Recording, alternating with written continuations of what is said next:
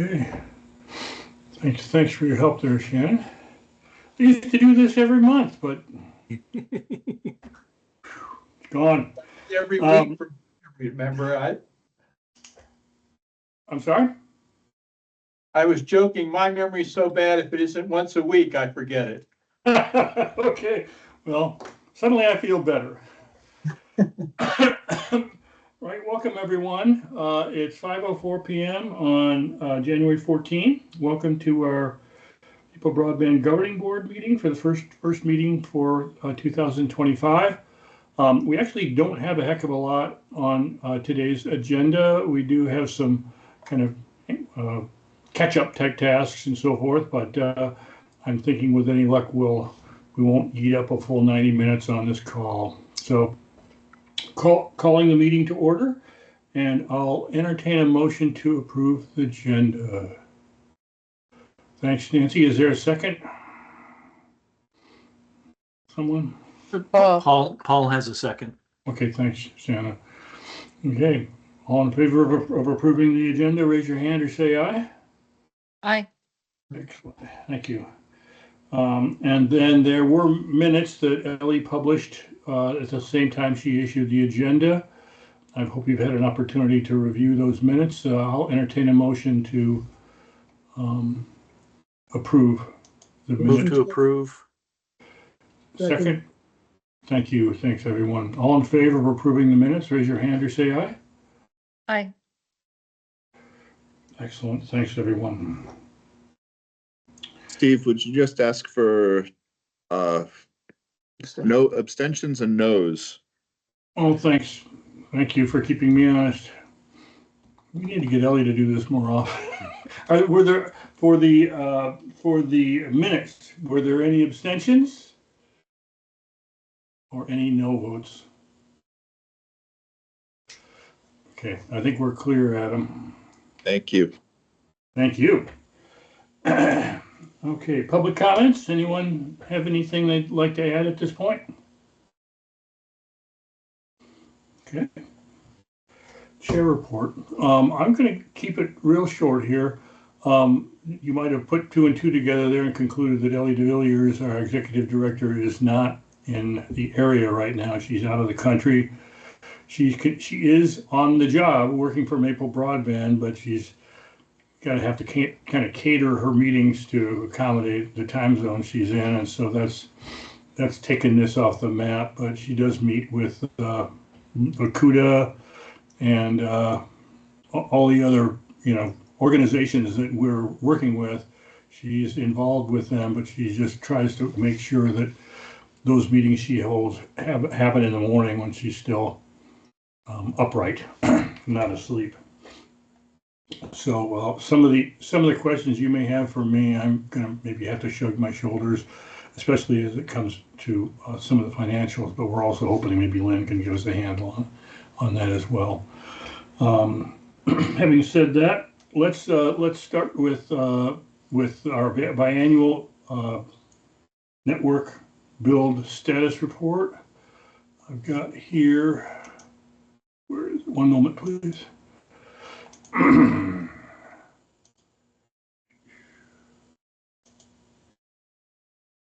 There we go. Okay. We'll just share this screen. So those of you who've been doing this with us for a while know this is pretty much the same as we've seen before. It's just kind of an update on the private and public partnership that is Maple Broadband. And those of you who don't recall, you'll note that not only are there numbers to indicate the respective progress of the two organizations, but you'll also see at the top, which I think is significant, is that WCBT is 100+ years older than Maple Broadband is. They have 72 more employees than Maple Broadband has. We only have Ellie for an employee. Both Maple Broadband, or both our organization and WCBT, gain funds to do the work they need to do from grants, loans, and subscriber revenues. Excuse me, Steve. Sorry? Yeah, can you make that full screen because it's really hard to see? Oh, I'm sorry. I can do that too. I don't know what's wrong with me. Thanks. Come on. How about the window full? Yeah. Drag the corner maybe? You know, I've got to, you know, what happened is wrong. Hold on a minute.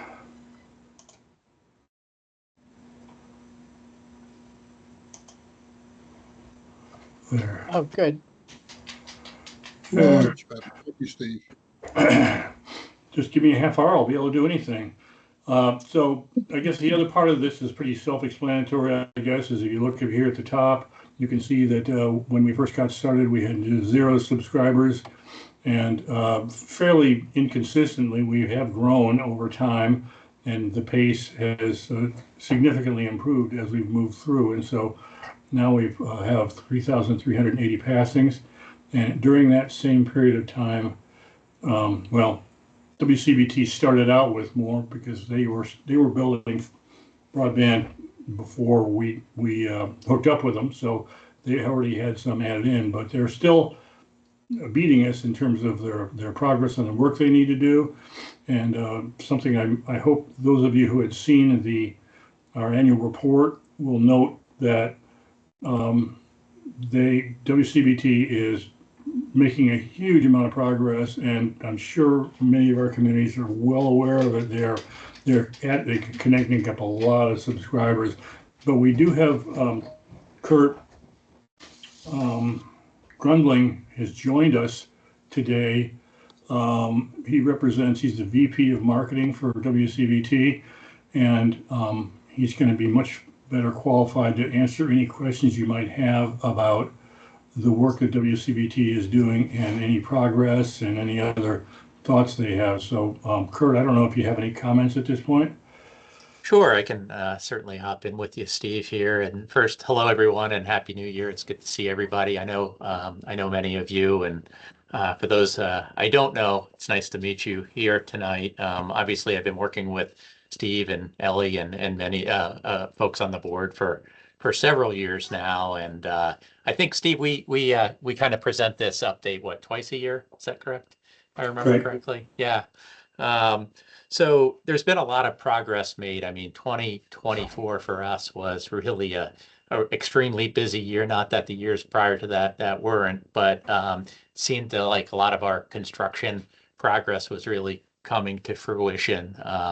At the same time, I do want to congratulate all of you, as I know you hit your 500th active subscriber as well. And again, that's a testament to all the hard work that you all have been doing to really just bring fiber optic broadband right to the communities of Addison County. And I just pulled the updated subscriber counts, and I see 511 active. So you're well over 500 now, which is a pretty cool milestone to see.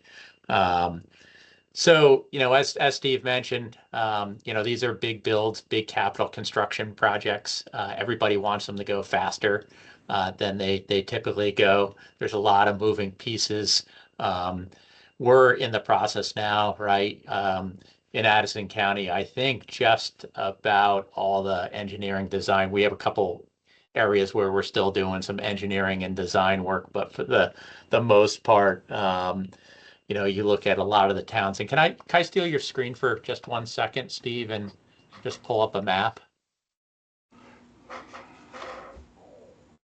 So this is publicly available on our Crowd Fiber site. Can everybody see that?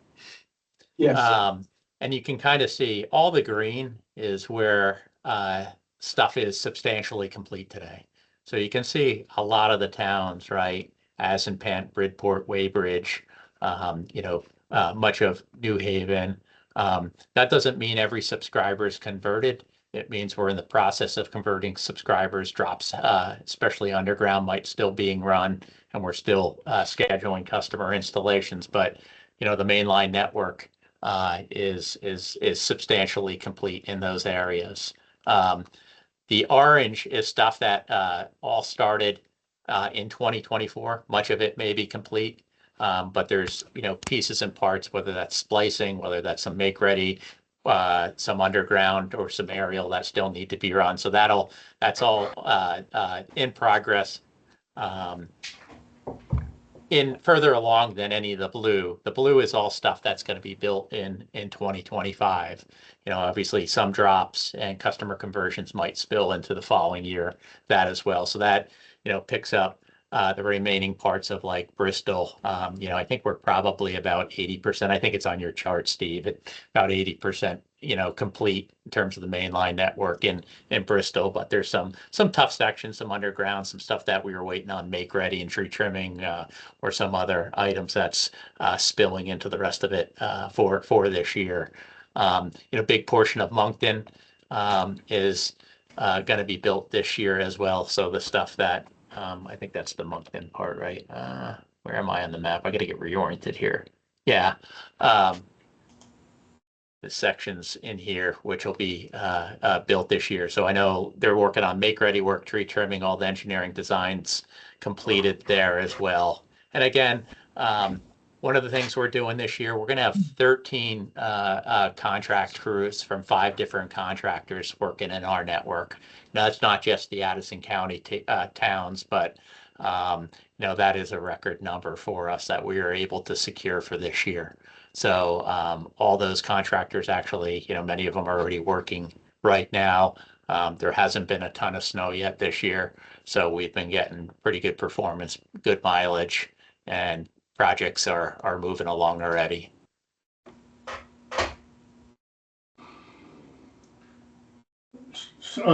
What share of the work you're doing in Addison County is just upgrading from copper to fiber? They're already subscribers, but they don't have fiber yet. Is that the majority of them? Yeah, that's pretty much all of it, Steve. So it's customers where that being said, right, you're picking up new as we get fiber in those areas, customers that want to come back or others. But like the counts that you saw on your on that dashboard report, right? Those are all fiber customers. That doesn't count the copper. So that is the bulk of it. So like this year, 2024, throughout our whole territory, not including just the Addison County, but bulk of it was in the Addison County towns. We converted 1,750-ish customers to fiber, just to give you a ballpark. Right. Then you add to that, the Maple customers as well, right? And that's on top of obviously all the, several thousand existing fiber customers that we already have scattered throughout the Addison County towns that we serve. Excellent. What's your thought on BEAD? I think we all hope that BEAD's going to come through, and I think you're going to get some funding, construction funding from BEAD, assuming it happens. Is that the way you see it, or are you more pessimistic about it? No, I think the good news is I think with BEAD funding, right, there's certainly always risks, a change in the administration and their positions, and certain folks within the new administration, right, that do make me a little bit nervous in terms of where BEAD funding might go and the fiber focus. I think the good news is, right, a lot of this work's already been done and the money allocated over the last couple of years. I think it's going to be hard to peel back some of it. I do foresee possibly some changes in the too costly to serve, and maybe some of that gets peeled off to satellite. Obviously, I think collectively we all want to see a fiber first focus, and I think we're all well positioned, right, to continue that. And that is, I think the majority of our the addresses that we are collectively looking to serve, right, we should be able to do within the framework of fiber and no changes to the technology in there. But there might be some rural areas, right, that get just because of the sheer cost that might be pushed to satellite, and I could see them making satellite a little bit more of a player than it's been, where BEAD has been fiber first for the most part, right, in terms of how the rules, and most states have adopted the rules so far. Zapatas, you've got your hand up there? I do, and it's specifically about too costly to serve. And I'm just wondering more about that because given my situation, that's exactly what I thought was going to be happening. I live completely off the grid. The last telephone pole was over 2,500 linear feet. And the questions that I was asking was basically, sorry, there's not much we can do. It would require the installation of multiple poles, underground conduit, in approval of the town in the right away, and or a special use permit with the Forest Service. And Ellie, bless her little heart, said, "Well, you need to be putting in an FCC eligibility challenge," which I did, and that went to Fidium. And next thing I know, I'm paired up with somebody local who proceeded to let me know that a proposal was being put together. They were going to coordinate with all of the players and that they were going to start doing the installation immediately. And what we found out was that Fidium at least had applied for a grant that had identified specific areas in different towns, I think, to address specifically that rural nature and the level of challenge to get fiber to those addresses. And because they had applied for and were approved for that grant funding, when I did an FCC eligibility challenge, I was basically letting FCC know that they were not fulfilling their obligations.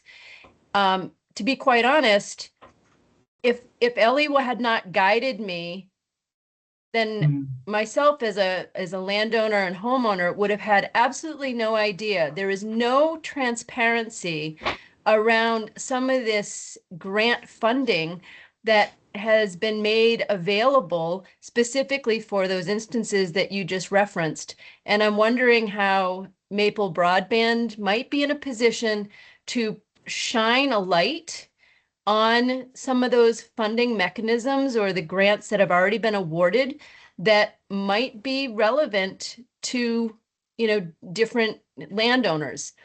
In addition, I've heard from multiple people in Ripton, because we were originally going to be one of the first towns, and then we were not. And so there was a level of excitement about Maple Broadband coming in. And I've had conversations now with multiple Riptonites. And the first question I get is, so is Maple Broadband here now? Can I switch? So there is no love to Fidium. And having been a HughesNet subscriber for 15 years until this fiber actually was installed as of last week, HughesNet is horrible. It was not a viable solution. And nor do I think Starlink is, especially depending on the rural nature and whether or not you can get a clear shot at the sky. Plus, they oversell their satellites, and we had to upgrade a number of times in order just to have really basic service. And that was usually when it wasn't at peak, NFL playoff scenarios. So I don't know, for what it's worth, that's been the experience here. And it does come back to those costly, the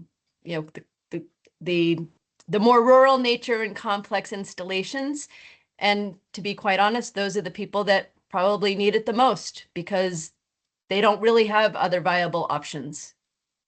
I thought you were going to mention Ripton just because that was where CCI, Consolidated Fidium, got their RDOF funding. So that was prior to, right, the ARPA funding that they applied for and bid on the Rural Digital Opportunity Fund, RDOF, and Ripton was one of them. So, their strategy in parts of Vermont at least was, right, they would build out from an area that they already had fiber into, more densely populated and bid on, those locations and addresses around the outside of those, Ripton being one of those, right, building outside of the Brandon and Middlebury areas where they already had a fiber backbone.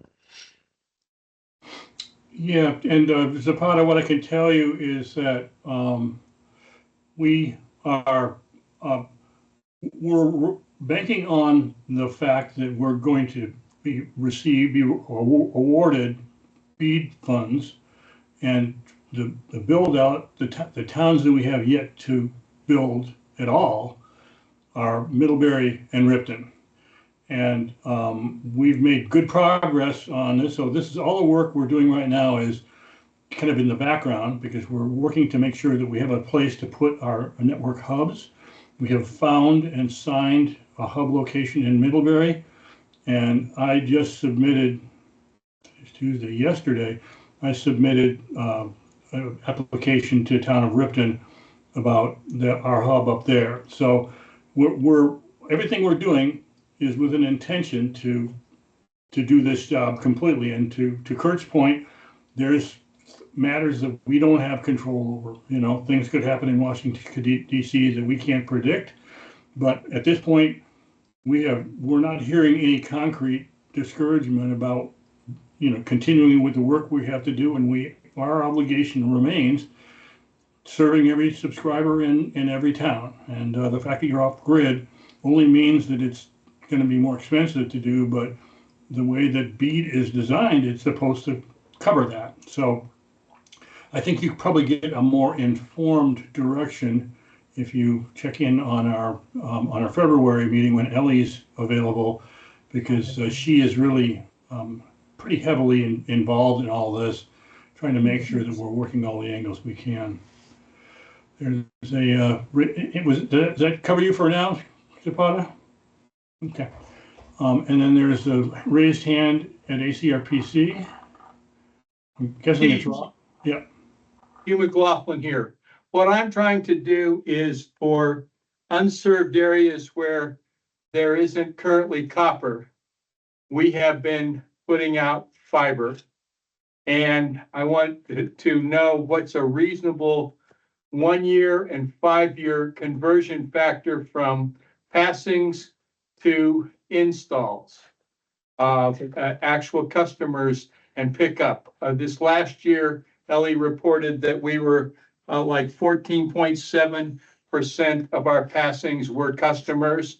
And over the next 4 years, if our customers tell their friends, what would you suggest is a reasonable take up in this environment that is different than yours because you already have customers primarily on copper? Yeah, our modeling recognizes a change in take rate as time passes, and I recall that 14% number as well. But that makeup changes over time as we mature and we get better penetration. And so I think we're generally real happy with the take rate we're getting right now. We would love to have it go faster, but we're also not unrealistic about that. I cannot honestly give you a straight answer on that, but as I recall, the spreadsheet will show with you if we can find the information on it. We do project out multiple years on what that take rate is going to continue to look like. That might help answer your question. I can't off the top of my head do so. Okay. Other questions? Anything for Kurt or for WCVT? Again, Kurt, I'm just going to express on behalf of all of Maple Broadband, you've been a great partner for us, and the work you've been doing to connect your subscribers has just been yeoman-like. Just could not be more pleased with it. And your cooperation with us and a lot of the challenges we've been facing as we're working our way through our growing pains and so forth is just really commendable and very much appreciated. No, I appreciate that. Certainly mutual. You know, we've been working together now for quite a few years on everything from grants to now customer installs. And, you know, none of us are perfect, but we work together and, you know, we all have certainly the same goal and, you know, all want as many satisfied customers, right, hooked up to the fiber optic network as possible, as quickly as possible. So. Yep, we're getting there. We're getting there. Does anyone have any other questions, either to Kurt or about the network build status report we had up there? Okay, well, Kurt, you're welcome to hang around, but if you want to get on with your evening, feel free to do so. We've got a bunch of other items to cover here. Sounds good. Appreciate it. Have a great night and reach out if you need anything. Thanks a lot, sir. Thanks, Kurt. Okay. So the next item is some changes in our executive committee. And you're aware, I'm sure, that our treasurer, Cy Tall, her term ended at the end of last year. And our new treasurer, Lynn Dunton, is standing in that role. And that's what Ellie and I saw as an open item.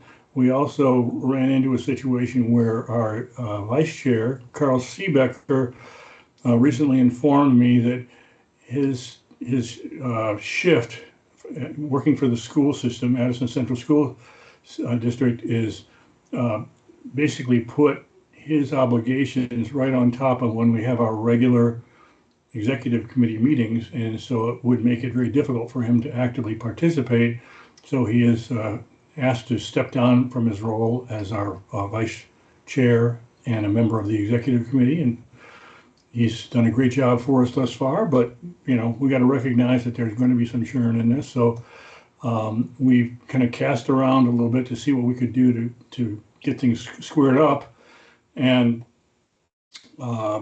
the approach that we want to pitch to you and seek for your approval is number one,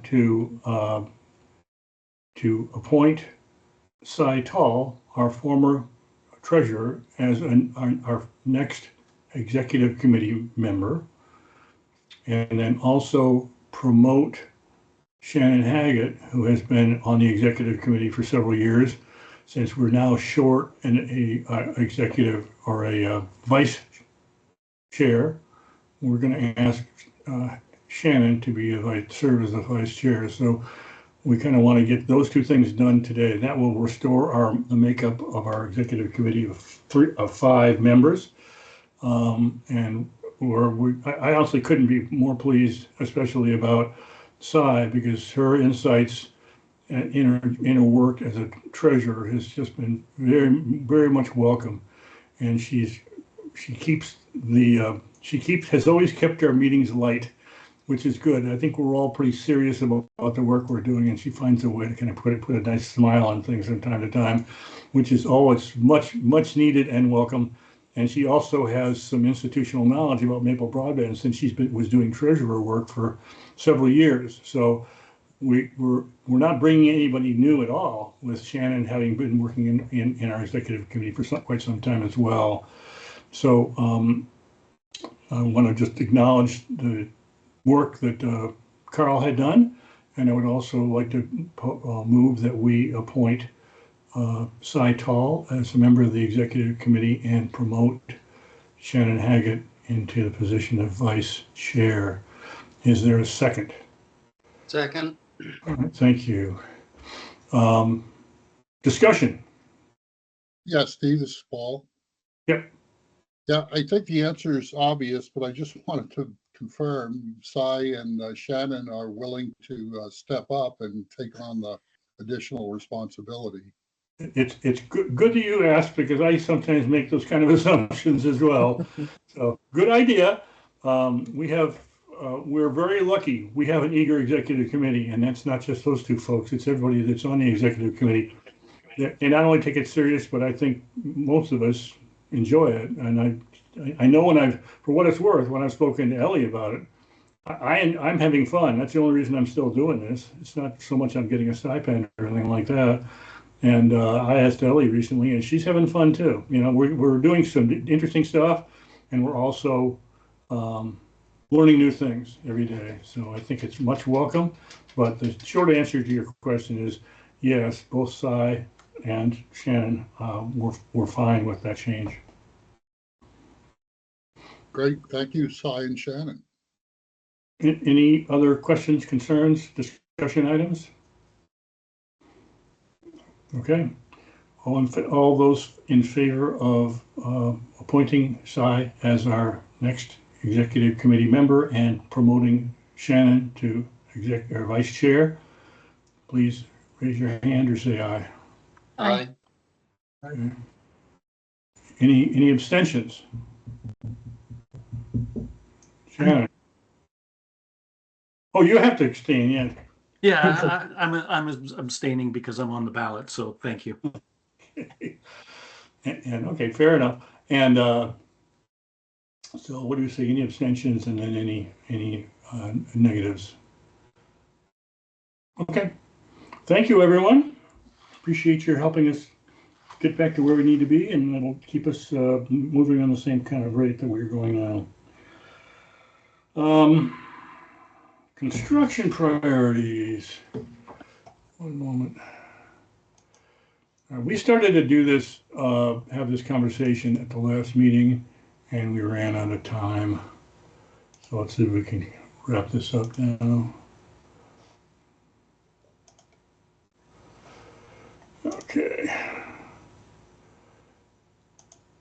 Where is it in full screen? Okay. This was the slide that we looked at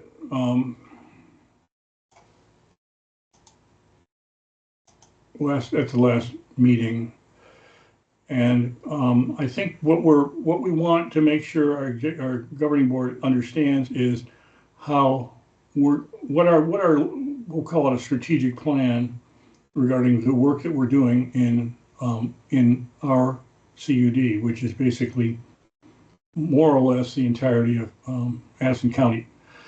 And so the question really is, when are we going to stop building? How long are we going to continue to build? How are we going to make decisions on when we're going to build and where we're going to build? And so it's very important that what we just choose to do, you're behind it. You're in agreement with it, and you'll not resist it. We know that it's not just that simple. You're also going to be approving it as we go, but it's very important that you know what we have in mind in general regarding a strategy towards construction in our CUD. And so basically, this is a really wordy, but I'm going to give you my non-wordy dissertation, which is that the construction that we've done to date has all been from American Rescue Plan funds. And under the terms of that, we have to make sure that every address in Maple Bay broadband towns has access to high-speed internet.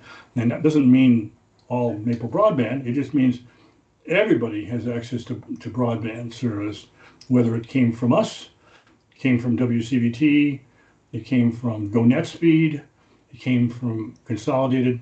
That's our obligation, and we are on the hook for that. So we want to make sure that gets the most attention and gets the highest priority when it comes to building our network. We've done a lot of it, a significant share of it already, but there is more yet to come, which we expect will be funded from the BEAD grant that we hope to receive. The next priority, below that priority, is to give every subscriber in our CUD fiber broadband. And there's a distinction here. The nice thing about fiber broadband is it's symmetrical. It means upload and download speeds are the same. And so anybody who does not have that level of bandwidth, they're going to eventually be caught up short as demands for bandwidth continues to increase over time. That eventually is not going to be adequate. And so that's this paragraph here that's trying to say that, and we have to kind of be discreet about this, but basically we want everybody to have access to at least 100 over 100 or greater. And the trick here is that anybody in our county right now who has coaxial cable, which some people just call it cable, but basically it's copper cable, which is Comcast. They are hurting a little bit. So the top speed available via fiber broadband could be 1,000 over 1,000 or more if need be. And if you're on coaxial broadband, your download's not bad, 500 megabits, especially now. That's good capacity. But the upload speed is not that good. You're going to especially notice it when you're on a call like today, where you have transmit and receive need to be kind of equivalent. So it can be difficult to not run into some problems regarding interruptions and stutters and pixelating and things like that. So we don't think that's good. So basically, the wording we're using here says basically, once we've completed our Act 71 obligations, we want to start building fiber network wherever people live in different areas don't have access to fiber. Now, if they have access to Fidium, we don't need to take care of that. We want to take care of our towns, our subscribers who can't get any better than 500 over 25. Those ones, they need better. And we also, honestly, from a marketing perspective, I think the prospects are pretty good that we'll have good take rate there, because these are people who can get better service. So that's kind of what is one of the driving factors associated with it. And then the final paragraph there is simply it goes without saying, but it's obviously kind of drives everything, is that our plans and our capital budgets are subject to governing board review and approval. So right now we're working on kind of more of the Act 71 compliance matters, and also doing whatever we need to do once we start having funding from BEAD. We're eventually going to turn our attention to building out places where the subscribers don't have that symmetrical fiber that we think everybody needs and deserves. So when those things start happening, we'll be talking to you about this as we proceed. Once we start making decisions and look at our finances and look at our books and feel like we can do this, we might even feel like we need to borrow money to do it, but those decisions are not Ellie's decision, they're not my decision. The best we can do is pitch you on what we want to do and then seek your approval when the time comes. And I think the only kind of general observation I'd make is that we originally thought that we would be starting building with BEAD funds late this year because of a lot of red tape that's kind of cropping up. So it's possible we might not even having this kind of conversation with you until 2026. But as long as the option is available to us, that's what we want to do. And I wanted to make sure you understood this, and so that you won't think we're springing on it a year from now to say, this is what we want to do, and you'll say, no, we don't want to do it. So you do have an option of telling us that, it may be premature, but if you wanted to say that you wanted us to build out the minimum that we need to and not do any more than that, you're the boss. You're the ones who give us direction on these things. We're going to do what we can to inform you on how we make decisions, but ultimately it's going to be presented to you, and it's going to have to be financially viable. So what I want to do, and we don't necessarily need to make this formal. My original intent was to put up a motion. Steve, there's a hand up. Paul has his hand up. Oh, Yeah, Steve, I just wanted to confirm, I thought we had designed the network so that we had sufficient capacity in the network elements to provide that capacity to every single endpoint. Is not that correct? What we're missing is the fiber and the end node devices, but the infrastructure has more than enough capacity, correct? that's correct. Yeah, all of our hubs that we build out are sized for 100% of the area served, and so those electronics are fully sized for, and they're actually a little oversized than that, but What's not being built now is what I'll call the drops, just the individual fiber cables running from the network to the subscriber. So it really is just cable. There'll be some splices and things like that, but ultimately it's the capacity of the network to support every single address plus in Addison County is there. Okay, great. Yeah, I just wanted to verify. Thanks. Good question. So, well, let's try to do it the formal way, and then we'll see what the interest is. I'd like to make a motion that we follow the guidance that I just ran, which is the construction priorities on that slide. That we follow that approach, and then as that evolves, we will continue to inform you. So my motion is to follow the construction priorities just reviewed, and I'll be looking for a second. I'll second. Okay, I'm going to second. Discussion, concerns. Yep, Steve? Yep. Yep. Maybe I'm misunderstanding something, but I thought by statute, what you've proposed was our mandate, and we have to do it. It's not a choice. Yeah, the mandate, as established by Act 71, is that every address in Addison County has broadband service. Not that every address has Maple broadband service, just has to have broadband service. So that means that Maple broadband, Fidium, Consolidated, WCVT, Go Next Speed can all participate in that obligation. And so we don't have to serve we're just going to serve wherever others will not, or where we've already planned. So it's kind of a non-illegal collaboration to do all that build-out work. But ultimately, you've already seen it. When Kurt was talking about, for example, about what was going up in Ripton and so forth, that's basically how we made our original build decisions. We knew where other, like competitors, Fidium was building out in Ripton and Middlebury. And so we said, oh, we're not going to build there because we don't need to anymore because Fidium is building out broadband service there. Now, what we discovered over time is that parts of Middlebury are not being served completely by Fidium.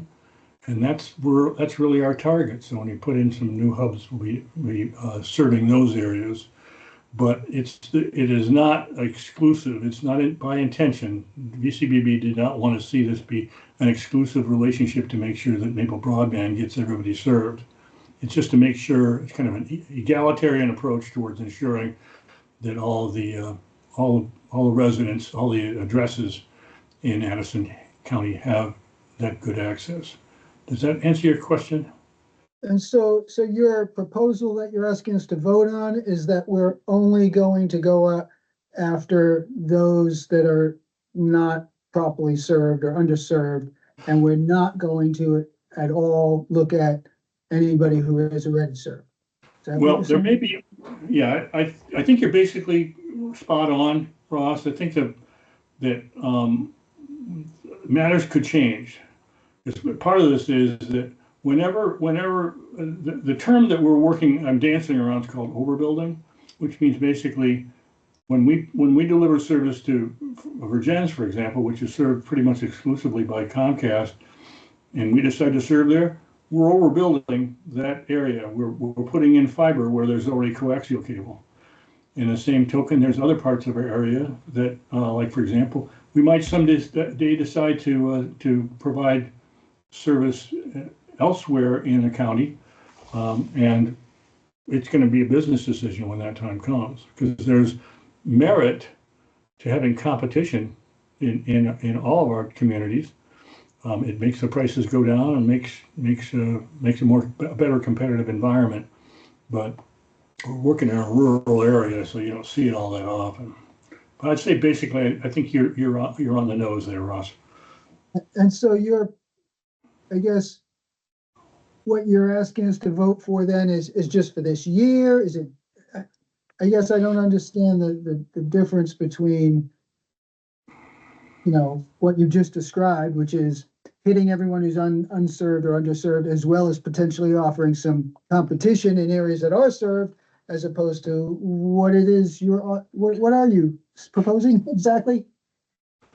Maybe you Can I convinced me help, that Steve? we don't even necessarily have to have this vote, because really, this is a strategic conversation I wanted to have with you so that you understand that, if someone asked you, when is Maple Broadband going to stop building, you might not know that.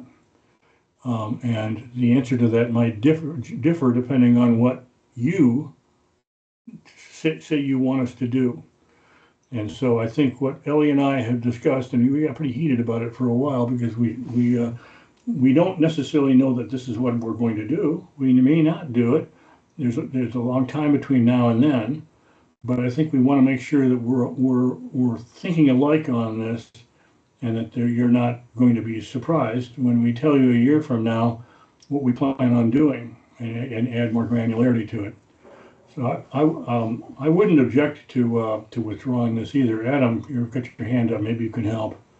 I did. That's what I'm going to try and do. So my answer to Ross would be, it's the difference between Comcast, which satisfies the requirements, but doesn't offer the high speed, versus basically fiber, which is what we're building to everyone. So what's our obligation under the act is to provide fiber to everyone that's unserved or underserved. We're definitely going to do that. But that means some people might just be left with Comcast, because Comcast provides enough speed so that they are considered served. So the second portion of this is, once we satisfy the act, the place that we will go is to places that are served by Comcast or just cable, and make sure everybody in the community has access to fiber.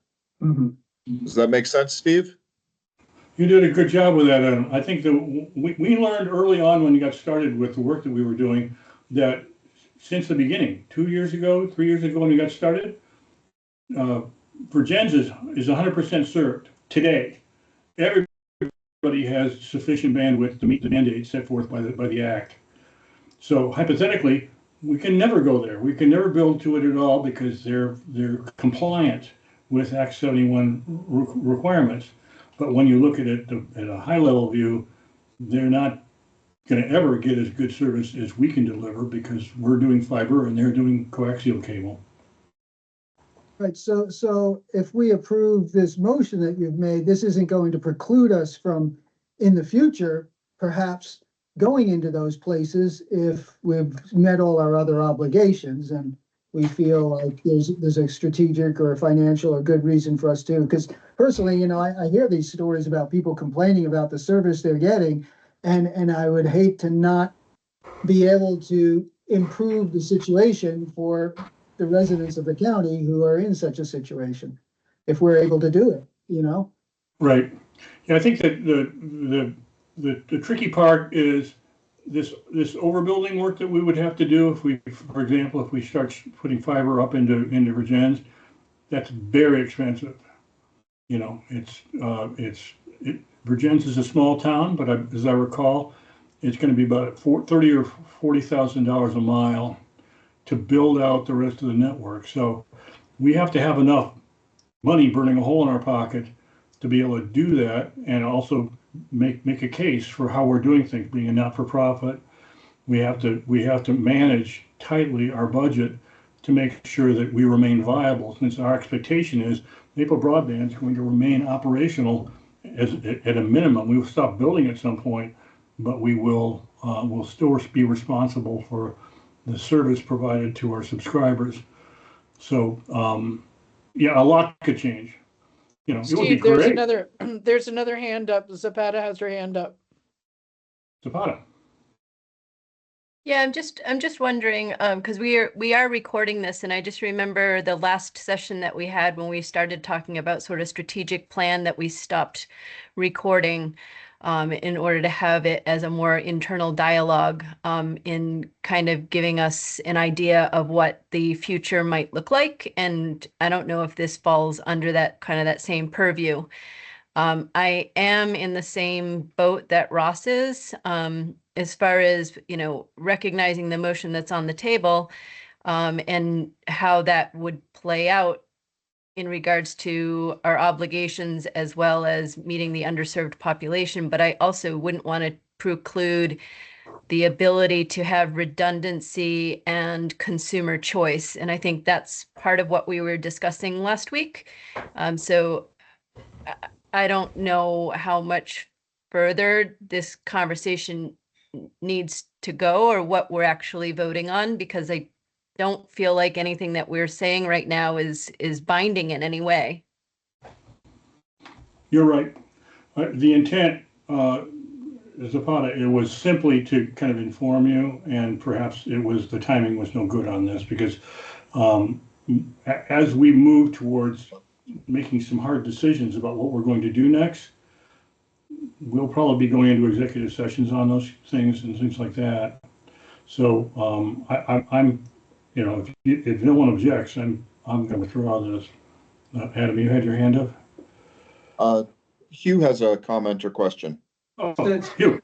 several people on the select board at Middlebury, I am likely to get a question of what is the minimum to be qualified for broadband? And my comment would be, but I want to pass it by and get the engineer, is at least 100 megabytes upload speed as a minimum, and anything less than that, I wouldn't consider fully broadband.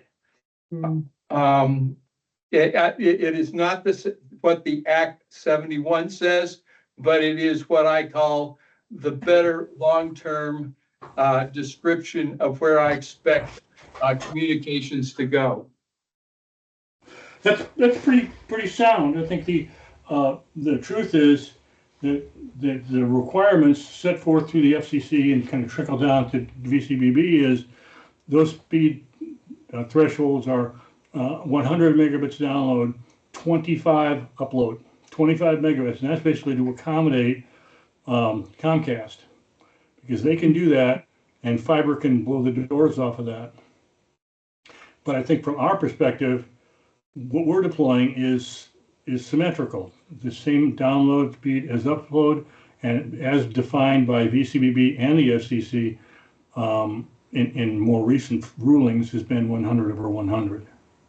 So I think you're on the mark there. I think the trick is that no one's going to be, Comcast is not going to be faulted for delivering what they're delivering today. So it becomes kind of a competitive decision, right? It's not really so much there's an obligation to do what the law says. It's really more about, what's best for our community. And I think everyone on this meeting shares an opinion that we want everybody to have great service. And I think we also would love to be able to give every address in Addison County access to competing services. That's the optimum. It gets really expensive, and it may not be affordable because we're building out in a rural area, very, very expensive. It's less expensive to build out in Virgins, which always appeals to me because the homes are so close together. It's going to be far less expensive. But out in the sticks, I live out in North Ferrisburg, and there's only a handful of houses between me and the main road, and that's really expensive place to build, and that's really kind of our challenge, is those rural areas. Or So Steve, it sounds like what you're saying then is our current service offering of Amber Light with 50 up and 50 download speeds, those days are numbered. Yeah, and the other thing, Ross, is you'll learn about it if and when BEAD comes through. That's going to change. It's going to get better. It's going to get better soon, and some people are just going to get moved up to that higher speed regardless. So, but to your point, 50-50 is, superior to even Comcast, arguably. It's kind of like I said, the odd thing about Comcast is that they can deliver 500. Shannon, who lives in Virgins, he gets 500, and he gets 25. So not bad. a couple of years ago, I would have loved to have gotten it, but. Would anyone object if I withdrew that topic? I think we've talked it through enough. All right. Is that okay with everyone? Anyone want to offer anything more at this point? Okay. I think it was time well spent. Maybe it was probably was premature, but it's out there now. Okay, construction priorities. That was that. Updates, construction. We're winding way down. We just finished splicing for the other two additional serving areas out of Leicester. And so we're adding subscribers down in Leicester. And then what remains is small areas that are little gaps in the serving areas we've already providing service to. Some have a little bit of underground service, which is becoming more and more problematic because the ground's freezing. But for all intents and purposes, this looks a lot like what we probably told you quite a while ago, which is that we're going to go bonkers, building and building and building as fast as we can in the summer months, which we've done, accomplished a lot there. And then once that's done, we slow down. We start planning for our next infusion of cash, which will be coming from BEAD. And that's a lot of the work that's going on. So, for example, what I said a short while ago, we're all set with a hub location in Middlebury. So that location is established, and the homeowner or the landowner has signed an easement for it. So we're all set there.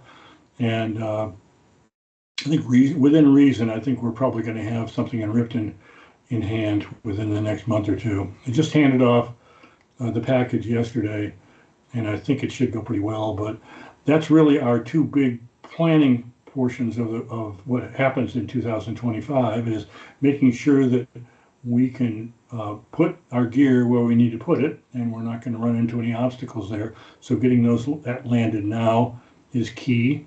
And then as well, the other matter that's going to require a lot of Ellie's attention is once the time comes, we're also going to want to start figuring out what poles we want to put cable onto. And that requires working with Green Mountain Power, doing a lot of make-ready work and stuff like that. So a lot of kind of work that happens in the back office now to get ready for construction, and also a lot of delay anticipated because of a lot of compliance that's going to be expected by BEAD that require, like, the other thing I saw recently was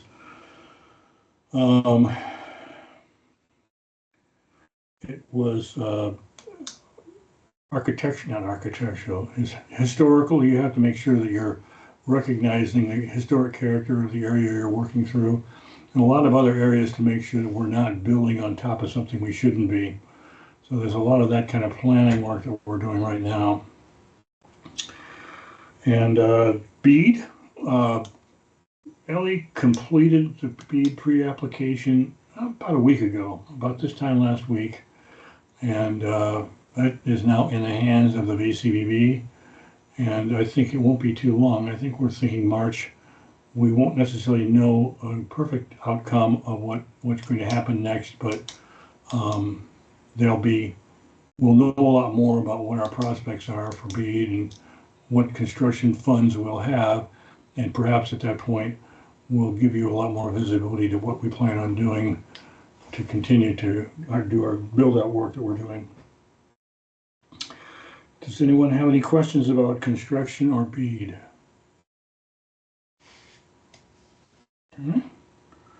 Financial. Dashboard. Lynn, do you want me to share the screen, or do you want to? Oh, you're muted.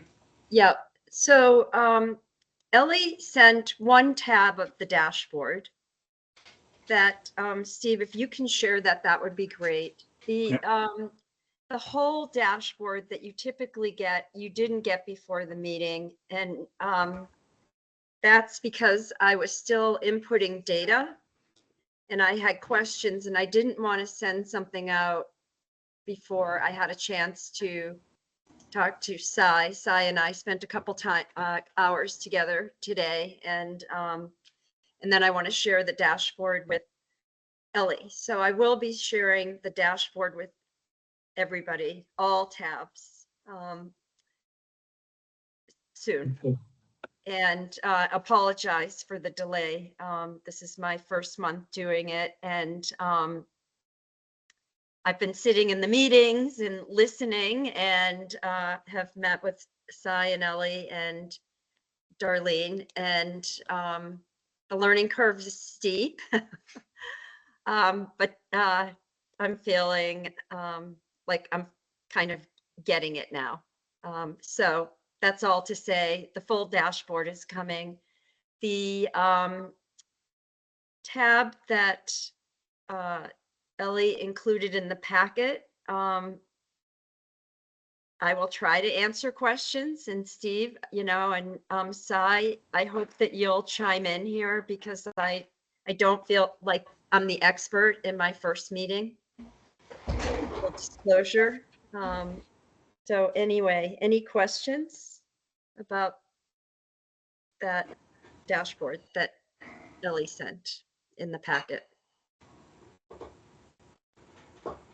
And Ellie also trying to help Lynn and me through this, because usually, and before, it's always been Cy and Ellie doing this, and so we're doing our best to continue to support you and make sure you know that we're on the job.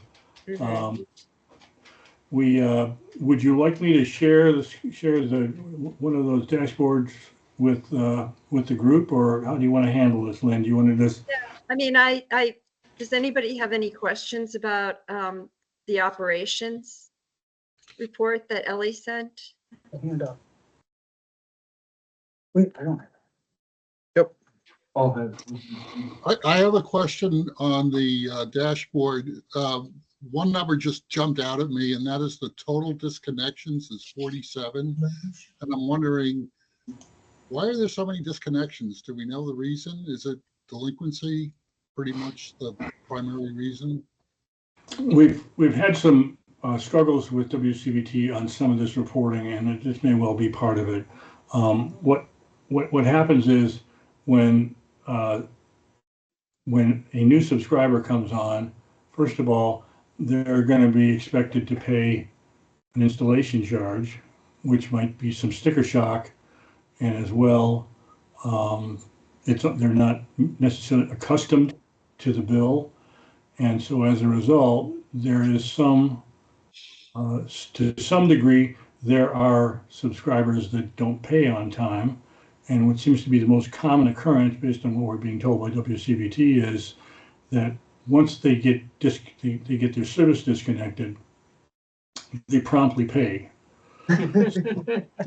So when that happens, it gives you kind of bogus data on the spreadsheet, because it's not a long-term outcome.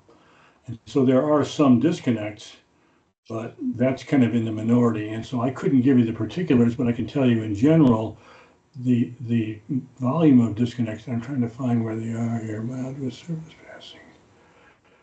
Active subscribers, ARPU take rate.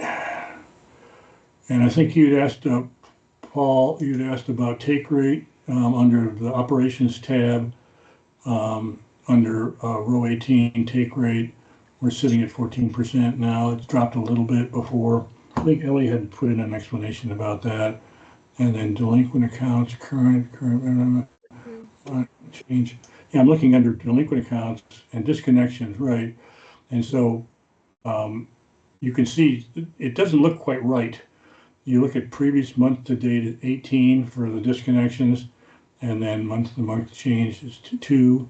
So they're again, Don't worry about it. I just thought you'd provide, a quick perspective on why we have disconnections. You've done it. I'm happy. Thanks.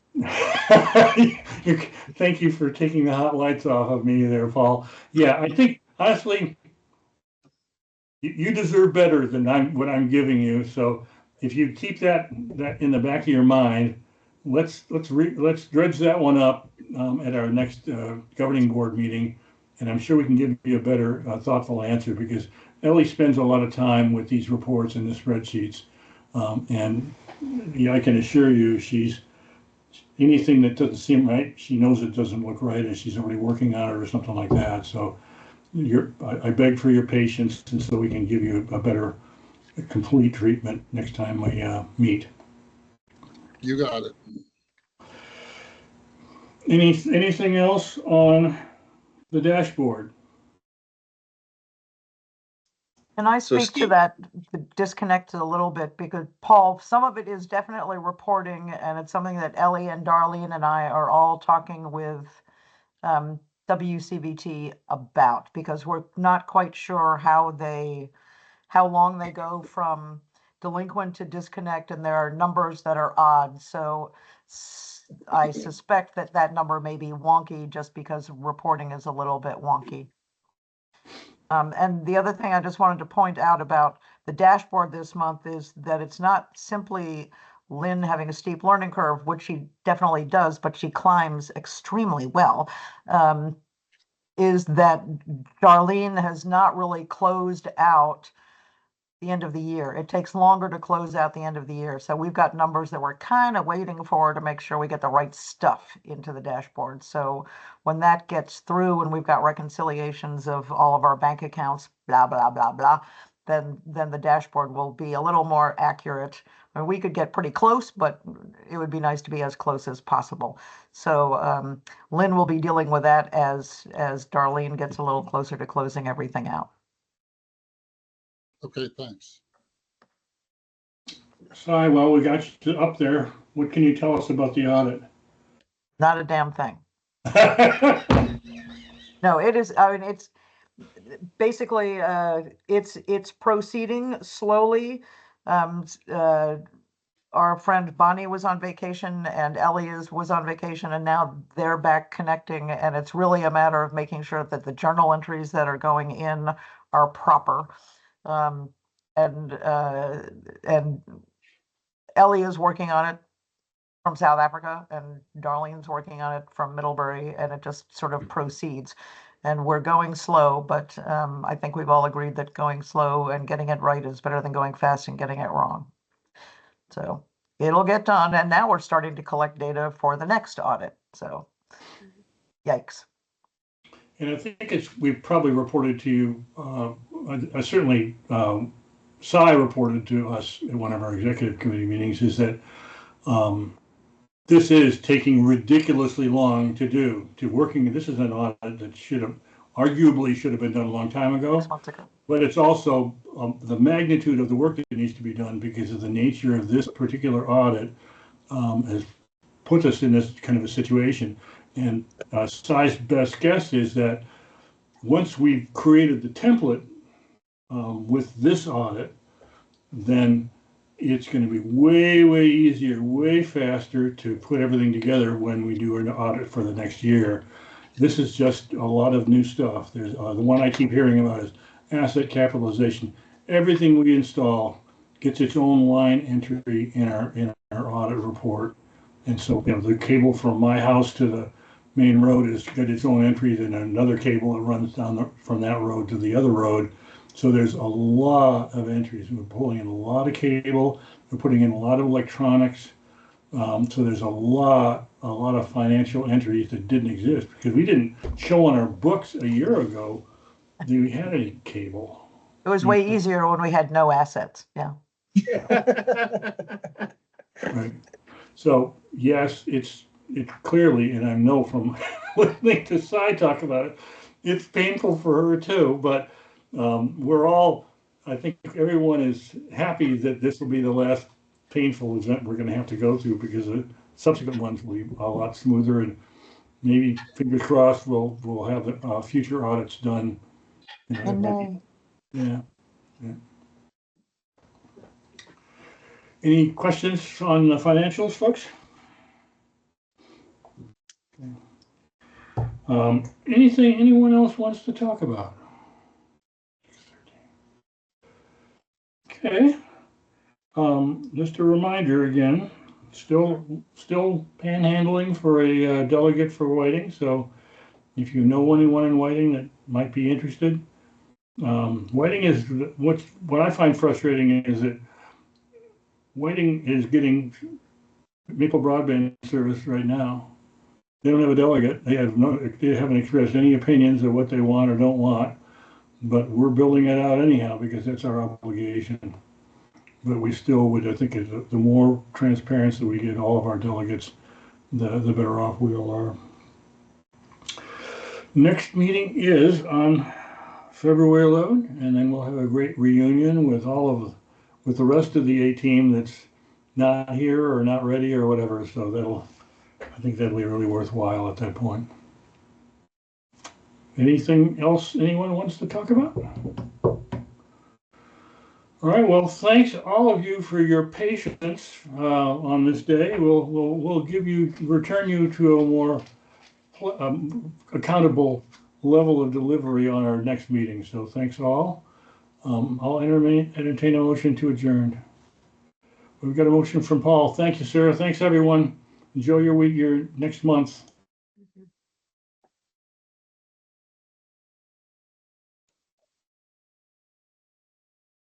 I am not gonna be able to make the February meeting, so I'm gonna count on you to Okay, I will write it in my calendar. February 11th.